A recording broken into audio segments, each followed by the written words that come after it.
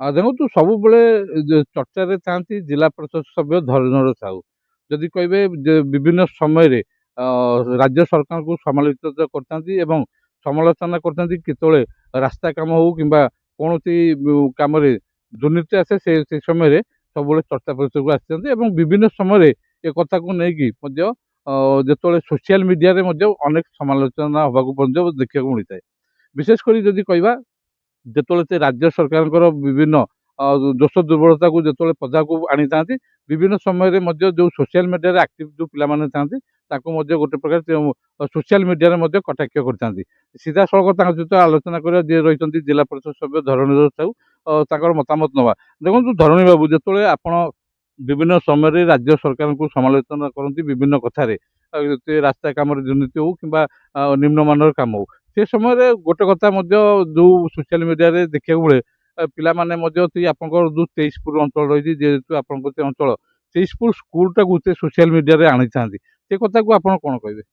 ମୋର ସମାଲୋଚନା ଗଣତନ୍ତ୍ର ଉପାୟରେ ମୁଁ ତଥ୍ୟଭିତ୍ତିକ ସମାଲୋଚନା ସବୁବେଳେ ଏବଂ ପିପିଲି ଡେଲାଙ୍ଗ ନିର୍ବାଚନ ମଣ୍ଡଳର ହିତ ଦୃଷ୍ଟିରୁ କରିଥାଏ। ମୋ ବିଷୟରେ ଯେଉଁ କଟାକ୍ଷ କରୁଛନ୍ତି ତେଇଶପୁର ଅଞ୍ଚଳ ହେଉ ବା ପିପିଲି ଅଞ୍ଚଳରେ ହେଉ, ଯେଉଁମାନେ କରୁଛନ୍ତି, ମୁଁ ସେଇ ତେଇଶପୁର ହାଇସ୍କୁଲ କଥାଟି କହୁଛି। ତେଇଶପୁର ହାଇସ୍କୁଲର କାମ 5T କାମ ପୂର୍ବତନ ମୁଖ୍ୟମନ୍ତ୍ରୀ ନବୀନ ପଟ୍ଟନାୟକ ଏବଂ ପ୍ରିୟ ବିଧାୟକ ରୁଦ୍ରପ୍ରତାପ ମହାରଥୀଙ୍କ ସମୟରେ ହେଇଥିଲା। ଆପଣମାନେ ଦେଖିଥିବେ କି ନ ଦେଖିଥିବେ, ଫନି ବାତ୍ୟା ପରେ ତେଇଶପୁର ହାଇସ୍କୁଲ, ତେଇଶପୁର ଏମଇ ସ୍କୁଲର ଯେଉଁ ଅବସ୍ଥା ଥିଲା, ଆଜିର ଅବସ୍ଥା ନ ଦେଖିଲେ ଆପଣମାନେ ଜାଣିପାରିବେ ନାହିଁ। ଆପଣମାନଙ୍କ ମାଧ୍ୟମରେ ଯେଉଁମାନେ ସମାଲୋଚନା କରୁଛନ୍ତି ସେମାନଙ୍କୁ ଜଣେଇ ଦେବାକୁ ଚାହେଁ, 10 ବର୍ଷ ତଳେ 5 ବର୍ଷ ତଳେ ସେ ସ୍କୁଲର ଅବସ୍ଥା କ'ଣ ଥିଲା, ଆଜି କ'ଣ ଅବସ୍ଥା ଅଛି। ଆଉ ଗୋଟିଏ କଥା କହୁଛନ୍ତି ଯେ ଲାଇବ୍ରେରୀ ଘର ଭାଙ୍ଗି ଯାଇଛି, ସିଲିଂ ଘର ଭାଙ୍ଗି ଯାଇଛି, ସେଇ ଭିଡ଼ିଓକୁ ବାରମ୍ବାର ପକାଉଛନ୍ତି। ସତିକି ମୁଁ ମଧ୍ୟ କାମ କରୁଥିଲି ଧରଣୀଧର ସାହୁ, ମୁଁ କଣ୍ଟ୍ରାକ୍ଟି କରେ ନାହିଁ, ବର୍ତ୍ତମାନ କରୁନାହିଁ, କେବେ କରିବି ନାହିଁ, ଆଗକୁ ବି କରେ ନାହିଁ। କାମ କରୁଥିଲେ କନିଷ୍ଠ ଯନ୍ତ୍ରୀ ବ୍ଲକ, ଏଜେନ୍ସି ହେଉଛନ୍ତି ବ୍ଲକ କନିଷ୍ଠ ଯନ୍ତ୍ରୀ। ଯେଉଁମାନେ ଆଜି ସମାଲୋଚନା କରୁଛନ୍ତି ସେମାନେ ଯେତେବେଳେ ବିରୋଧୀ ଦଳରେ ଥିଲେ, ବର୍ତ୍ତମାନ ତ ଶାସକ ଦଳରେ ଅଛନ୍ତି, ସେମାନେ ଯେତେବେଳେ ବିରୋଧୀ ଦଳରେ ଥିଲେ ସେମାନେ RTIରେ ମାଗୁଥିଲେ, ବିଭିନ୍ନ ପ୍ରକାର ପିଟିସନ ଦଉଥିଲେ, କିନ୍ତୁ ଆଜି କ'ଣ ପାଇଁ ଚୁପ୍ ଅଛନ୍ତି? ଆଜି କନିଷ୍ଠ ଯନ୍ତ୍ରୀଙ୍କ ବିରୁଦ୍ଧରେ ଯଦି ସସାହସ ଅଛି, ସରକାର, ସେମାନେ ସରକାରରେ ଅଛନ୍ତି, MP ଅଛନ୍ତି, MLA ଅଛନ୍ତି, ତାଙ୍କ ବିରୁଦ୍ଧରେ ଜେଇଙ୍କ ବିରୁଦ୍ଧରେ ଦୃଢ଼ କାର୍ଯ୍ୟାନୁଷ୍ଠାନ ଗ୍ରହଣ କରାଯାଉ। ଯଦି ଦୁର୍ନୀତି ହେଇଛି କଥା କହିଲେ ହବ ନାହିଁ, କଥା କହିକିରି କାର୍ଯ୍ୟରେ କରିବା ଦରକାର। ଯେଉଁ ଜେଇ ତାଙ୍କ ନାଁରେ କାମ ଥିଲା, ସେ କାମ ଠିକ୍ କରିଛନ୍ତି କି ଭୁଲ କରିଛନ୍ତି, ଇନକ୍ୱାରି ହଉ, ତଦନ୍ତ ହଉ ଏବଂ ତଦନ୍ତ ସରିବା ପରେ ଦୃଢ଼ କାର୍ଯ୍ୟାନୁଷ୍ଠାନ ଗ୍ରହଣ କରାଯାଉ।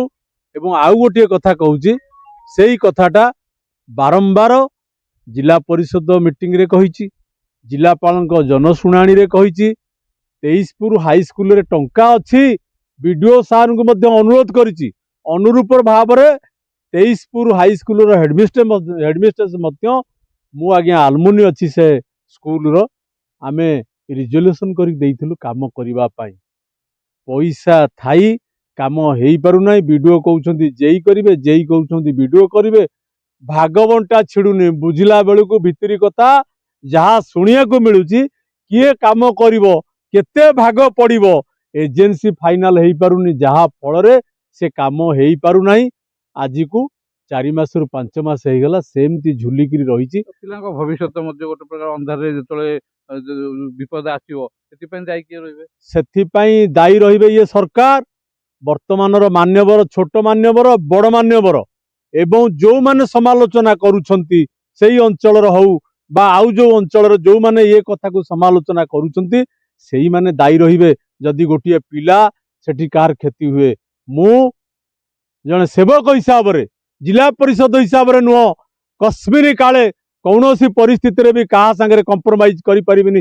ଯଦି କୌଣସି ଗୋଟିଏ ପିଲାର କ୍ଷତି ହୁଏ, ସେ ବିଡିଓ ହୁଅନ୍ତୁ, ସେ ଆଡମିନିଷ୍ଟ୍ରେଟର ହୁଅନ୍ତୁ, ସେ SDO ହୁଅନ୍ତୁ, ଯିଏ ହୁଅନ୍ତୁ, ଜେଇ ହୁଅନ୍ତୁ ପଛେ, କି ସେ ହେଡମିଷ୍ଟ୍ରେସ୍ ହୁଅନ୍ତୁ, बारंबार मु अनुरोध करिछि बारंबार आलुमिनी मीटिंग रे कहिछि समस्त को जनईछि जदि किछि क्षति हुए सेही माने दायी रहिबे जो माने समालोचना करूछन्ति जो माने सरकार रे अछन्ति। ଦେଖନ୍ତୁ ଯୋଉ କାମ ନିମ୍ନମାନର ପାଇଁ ଯୋଉ ସୋସିଆଲ ମିଡିଆରେ ବାହାରୁଛି ସତରେ ସେ କାମ ଖରାପ ହେଇଛି ସେ କାମ ଖରାପ ହବା ପରେ ସେ ବିରୁଦ୍ଧରେ ଯିଏ କାମ କରୁଛନ୍ତି ତାଙ୍କ ବିରୁଦ୍ଧରେ ଆକ୍ସନ ହବାର ଆବଶ୍ୟକତା ରହିଛି ନା ନାହିଁ? कौन पे काम खराब ହେଇଛି कोउठी भांगिछि कौन ହେଇଛି जो जेईଙ୍କ नाँ रे काम जीए एजेंसी तांको विरुद्ध रे दृढ़ कार्यानुष्ठान ग्रहण करा जाऊ। मु तो कहूची से जो परिस्थिति रे भी थांतु से जोठी थांतु तांको विरुद्ध रे दृढ़ कार्यानुष्ठान मु वर्तमान आपणक माध्यम रे सरकारी बाबू मानकु एवं विभागीय अधिकारी मानकु एवं मान्यवर एमपी मान्यवर एमएलए को मध्य दाबी करुछि एवं समालोचक मानक मध्य दाबी करुछि दृढ़ कार्यानुष्ठान ग्रहण करिवा पई।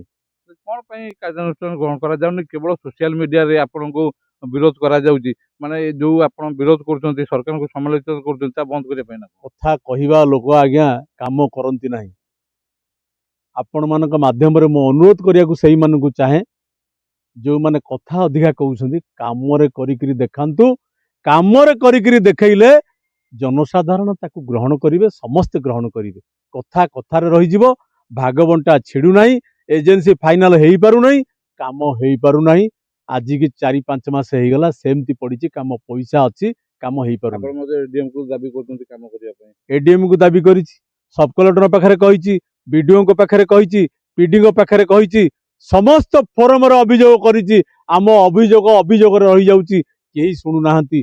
प्रभु जगन्नाथ भरोसा पिपिल डेलांग निर्वाचन मंडली କଣ ଡିମାଣ୍ଡ ରହିବ? डिमांड मोर जदि काम क्षति हेइछि बा निम्नमानर काम हेइछि सेथिपई दृढ़ कार्यानुष्ठान ग्रहण करा जाऊ संपृक्त ठिकादार जी एजेंसी थिले जो कनिष्ठ जंत्री तांको विरुद्ध रे दृढ़ कार्यानुष्ठान निया जाऊ।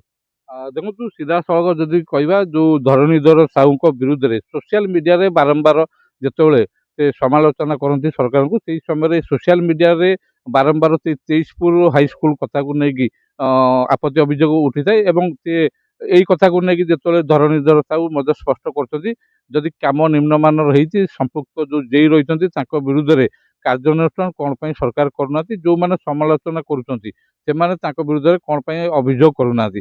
ଏହାର ମଧ୍ୟ ଗୋଟେ ତଦନ୍ତ ହେବାର ଆବଶ୍ୟକତା ରହିଛି ଏବଂ ବିଶେଷ କରି ଏ କାର୍ଯ୍ୟ କିଭଳି କରାଯିବ ସେ ନେଇକି ମଧ୍ୟ ସେ ଜିଲ୍ଲାପାଳ ଏବଂ ଏଡିଏମ୍ କୁ ମଧ୍ୟ ଦାବି ରଖିଛନ୍ତି। ପୁରୀ ପିପିଲରୁ ଦେବାଶିଷ ଇଂରାନୀ, ଦ ନ୍ୟୁଜ୍ ଓଡ଼ିଆ।